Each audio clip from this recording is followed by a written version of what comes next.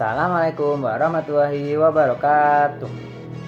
Di sini saya akan menjelaskan tentang sejarah Budi Utomo ataupun pelopor kebangkitan nasional. Yang pertama adalah berdirinya Budi Utomo. Dia berdiri pada abad ke-19. Keadaan sosial ekonomi Jawa memburuk akibat sistem eksploitasi kolonial. Dan kemudian politik etis yang ditetapkan Belanda membuka kesempatan bagi kemajuan pendidikan. Namun, dana belajar bagi anak pribumi masih minim. Hal ini mendorong dari Dr. Wahidin Sudirohusodo pada tahun 1906 sampai dengan 1907 untuk menggalang dana pendidikan ataupun studio funds.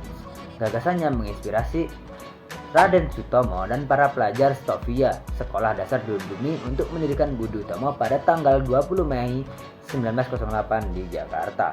Anggota awalnya antara lain adalah Gunawan, Dr. Cipto Mangunkusumo Suraji, dan RT Aryo Tirtokusumo. Tujuan awal mereka ialah memajukan pendidikan dan kebudayaan bagi masyarakat Jawa dan Madura tanpa membeda-bedakan keturunan atau agama. Namun kemudian karena perdebatan antara golongan muda dan tua, ruang geraknya dibatasi pada bidang-bidang tertentu, yaitu bidang pendidikan dan kebudayaan, bukan politik.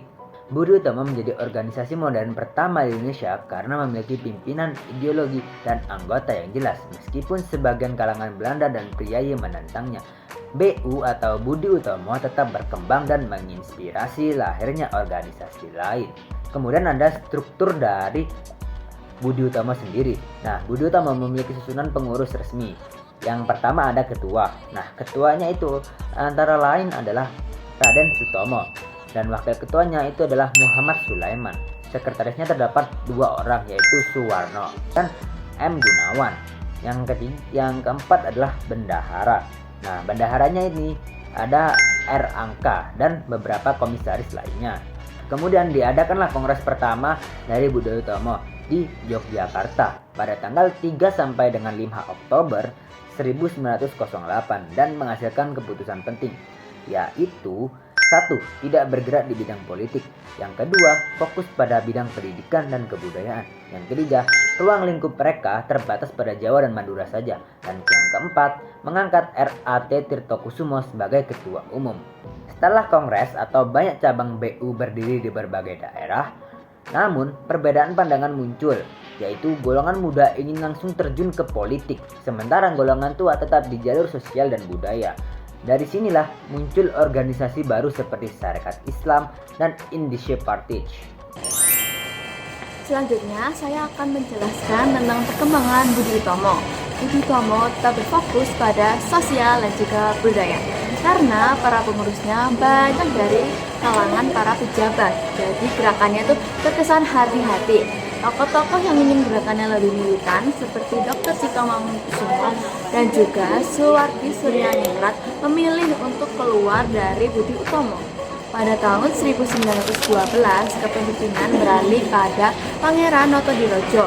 Perkembangannya tidak besar, tetapi Budi Utomo tetap aktif di bidang pendidikan.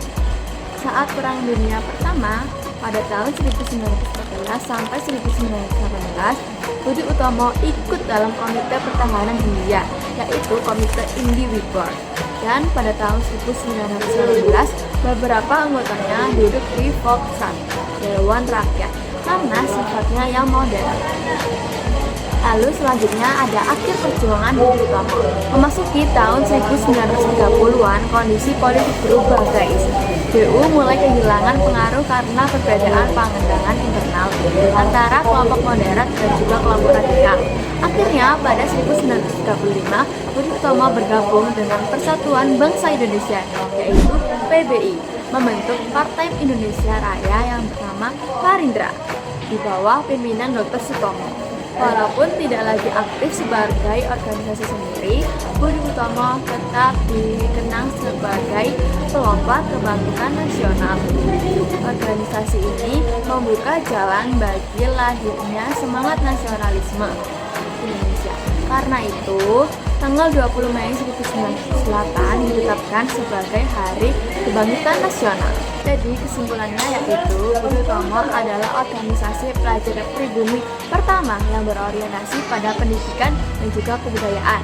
Meskipun tidak berpolitik langsung, perannya sangat besar dalam menumbuhkan kesadaran nasional.